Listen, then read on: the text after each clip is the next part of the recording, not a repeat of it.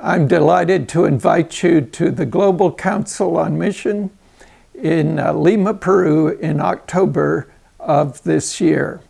This is the most exciting time in all history to be involved in Muslim missions, in that more Muslims have turned to faith in Christ in this century, actually in your lifetime, than in all the years before. When my own call to mission came, when I was 12 years old, I was listening to Samuel Zwemer. Samuel Zwemer is one who could probably count on the fingers of one hand the number that he knew had come to faith in Christ through his ministry, although thousands of us went into ministry to Muslims through God speaking through him to us. He said, if you want the most exciting work in the world, but the most difficult, work with Muslims. And from that day on, I knew my calling was to work with Muslims. Since that time, there has been an explosion of ministry among Muslims, as well as an explosion of Muslims around the world, to many parts of the world, including the countries of Latin America. David Garrison has written a book, A Wind in the House of Islam, and he has noted that in all of the centuries before the 19th century, there were no movements of Muslims to Christ. Then in the 19th century, there were two movements.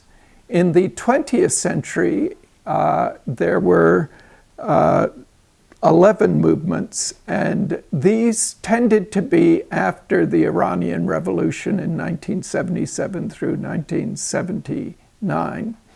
And then in the first 12 years of this century, we have seen 69 movements to Christ. 84% of the movements to Christ among Muslims have been during the first 12 years of this century. Let me just say a bit about barriers and bridges, which is what I'll be talking about when we meet together.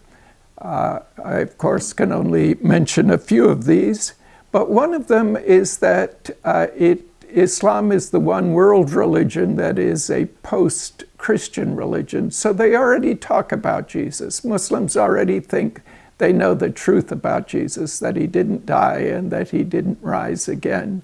And we will see just how people today are using what Muslims know about Bible characters as a way of leading them into faith.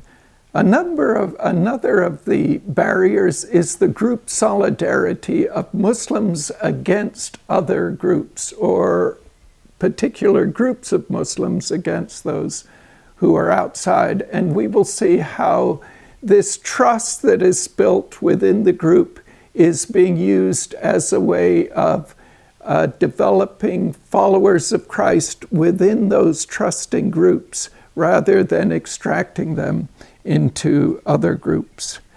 We'll look at Sharia law. Sharia law, which allows Muslims to kill the convert. And note how where Sharia law has been instituted, as it has been in numbers of countries now, this usually leads to openness to the gospel, because people under Sharia law are not happy and they are looking for an alternative. I will be able to tell how I was just in Iran, and when the Iranian Revolution happened in 1977 to 79, that started a phenomenal church growth there among Muslims. And the very first Iranians that I met on the street this year, or just from off the street, were asking about my faith and telling me about their faith and wanting to know more about my faith. And then finally, militancy. The militancy of Islam and Christianity against each other in the Crusades has now been superseded by militancy between Muslims. And so when the fighting took place in Bangladesh between Muslims, somebody came into the hospital where our son was born in Pakistan and said, "You pray to your God, ours died in Bangladesh." Just one other story, and that is, in Afghanistan, when we served there, there was not much interest to the gospel years ago. But then, after the Mujahideen Muslim groups began fighting each other, and then many became refugees in Pakistan, my wife and son were living in Peshawar at the time, and I was commuting back and forth there.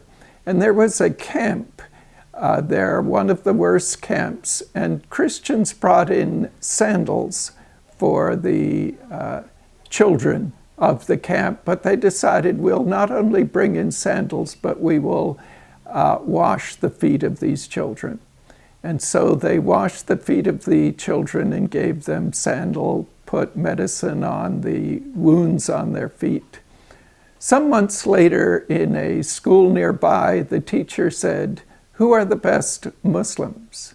And a little girl raised her hand, and the teacher said, "Fatima, who are the best Muslims?" And she said, "The kafirs," the disbelievers, meaning the Christians. And after the teacher got over cardiac arrest, she said, "What do you mean?"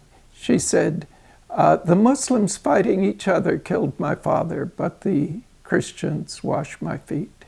And so in these various ways today, we are seeing Muslims turning to faith. And now as they move more and more into Latin America, this gives an opportunity not only there, but for Latin Americans to go all over the world and meet the need of this new responsiveness we are seeing by Muslims to the gospel of Jesus Christ.